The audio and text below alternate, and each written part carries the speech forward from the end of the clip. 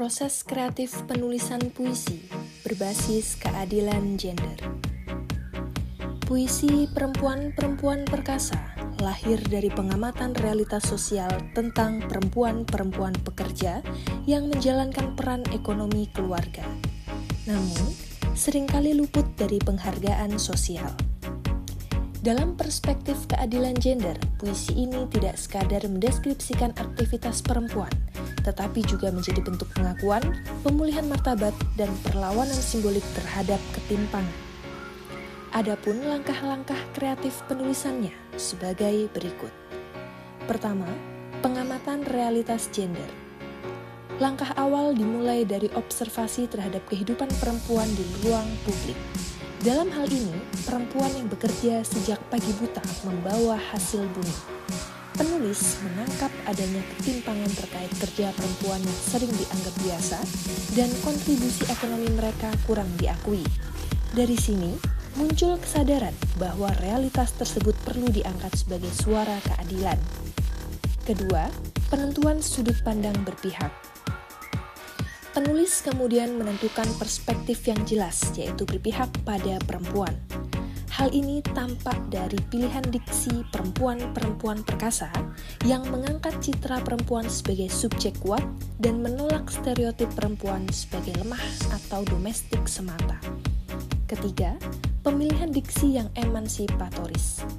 Dalam puisi ini, kata-kata dipilih secara sadar untuk membangun makna keadilan gender.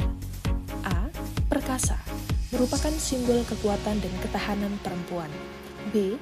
Membawa bakul merupakan kerja produktif yang sering tak terlihat. C. Menafkahi keluarga merupakan pengakuan peran ekonomi perempuan.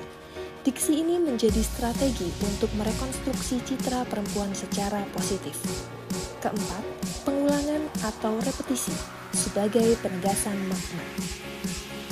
Pengulangan larik perempuan-perempuan perkasa bukan sekadar gaya bahasa, tetapi langkah kreatif untuk menegaskan eksistensi perempuan, memperkuat pesan bahwa hadir dan nyata, dan membangun ritme sekaligus tekanan ideologis. Kelima, penggambaran aktivitas sebagai bentuk perlawanan. Aktivitas sederhana seperti berjalan ke stasiun dan membawa hasil bumi diolah menjadi simbol kerja keras, kemandirian, dan kontribusi terhadap kehidupan desa.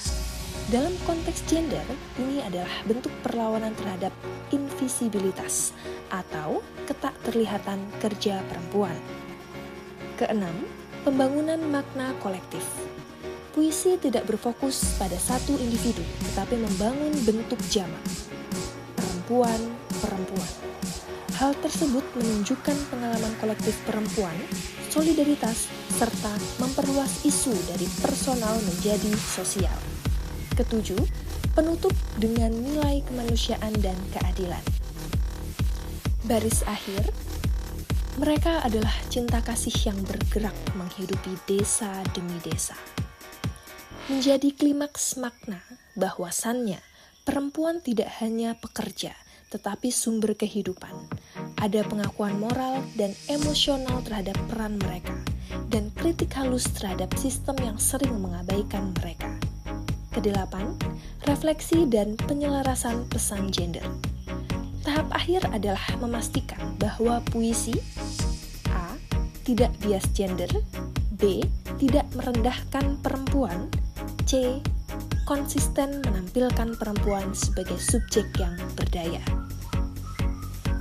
Kesimpulan, proses kreatif puisi ini dapat dirumuskan sebagai observasi realitas perempuan, keberpihakan gender, pemilihan diksi emansipatoris, penguatan melalui repetisi, simbolisasi kerja perempuan, penegasan nilai keadilan. Dengan demikian, puisi ini bukan hanya karya estetis, tetapi juga praktik literasi kritis berbasis keadilan gender yang mengangkat suara perempuan dari ruang-ruang yang selama ini terpinggirkan.